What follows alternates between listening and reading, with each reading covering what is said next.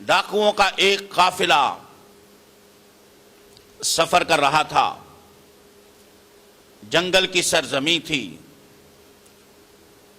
دوران سفر ڈاکوؤں نے ایک جگہ پر کھجور کے 3 درخت دیکھے۔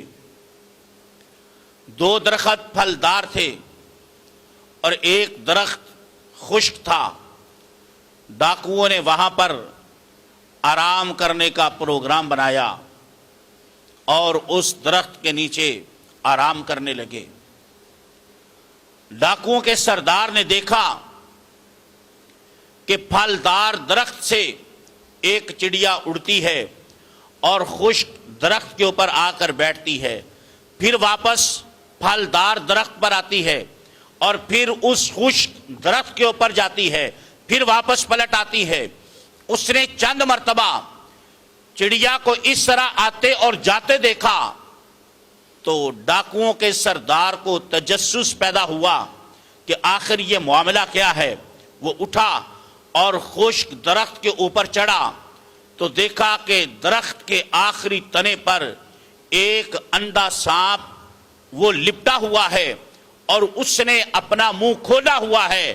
وہ چڑیا پھلدار درخت سے اپنی چونچ میں پھل لاتی ہے اور سانپ کے منہ میں ڈال دیتی ہے۔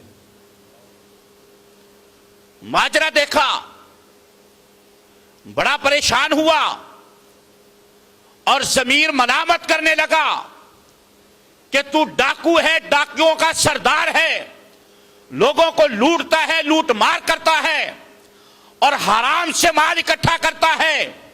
اللہ تو اتنا بڑا رزاق ہے، وہ درخت کی اس سوکھی ٹہنی کے اوپر بھی اندھے سانپ کو رزق عطا فرما رہا ہے، اور تو انسانیت کا دشمن انسانیت کو لوٹتا ہے۔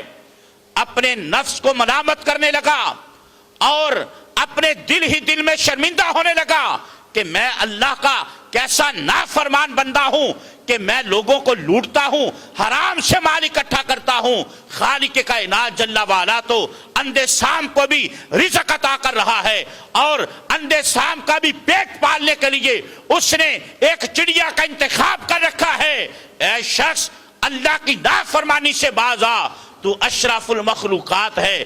اللہ نے تجھے اپنا نائب بنا کر زمین کے اوپر بھیجا ہے۔ خالق کائنات نے تجھے اپنی صورت کے اوپر پیدا کیا ہے، اور خالق کائنات جل وعلا نے تجھے اشرف المخلوقات میں پیدا کیا ہے۔ جب اللہ ایک اندھے سانپ کو رزق عطا کر رہا ہے، تجھے رزق عطا کیسے نہیں کرے گا؟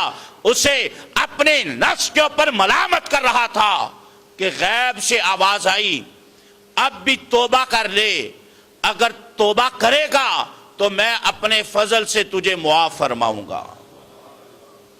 جب اس کے کان کے اندر آواز آئی، اللہ تبارک و تعالیٰ کی بارگاہ میں جھک گیا اور کہنے لگا، اے میرے رب، اے میرے خدا، اے میرے پالنہار، میں اپنے گناہ سے باز آیا، میں اپنے اس پیشے سے توبہ کرتا ہوں، آج کے بعد کبھی حرام کے اندر مبتلا نہیں ہوں گا، کبھی ڈاکہ نہیں ڈالوں گا، کبھی حرام سے مال اکٹھا نہیں کروں گا، اپنے سارے گناہوں سے توبہ کرتا ہوں، اب ہمیشہ حلال کماؤں گا اور حلال کھاؤں گا، اپنے بال بچوں کا پیٹ حلال سے میں اپنے بال بچوں کا پیٹ پالوں گا۔ اے میرے خدا، میں تیری بارگاہ میں پکی اور سچی توبہ کرتا ہوں۔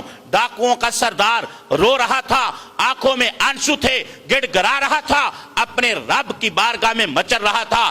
جب باقی ڈاکو بیدار ہوئے، ان کی آنکھ کھلی، انہوں نے پوچھا، تجھے کیا ہوا ہے؟ سارا ماجرا کہہ سنایا اور کہنے لگا کہ میں نے اپنے رب کی بارگاہ میں پکی اور سچی توبہ کر لی ہے۔ تو باقی ڈاکو کہنے لگے، جب تو ڈاکہ زنی میں ہمارا سردار تھا، اب توبہ میں بھی ہمارا سردار ہے، اگر تو نے اپنے رب کی بارگاہ میں توبہ کی ہے تو تیرے پیچھے اپنے رب کی بارگاہ میں ہم بھی سچی توبہ کرتے ہیں۔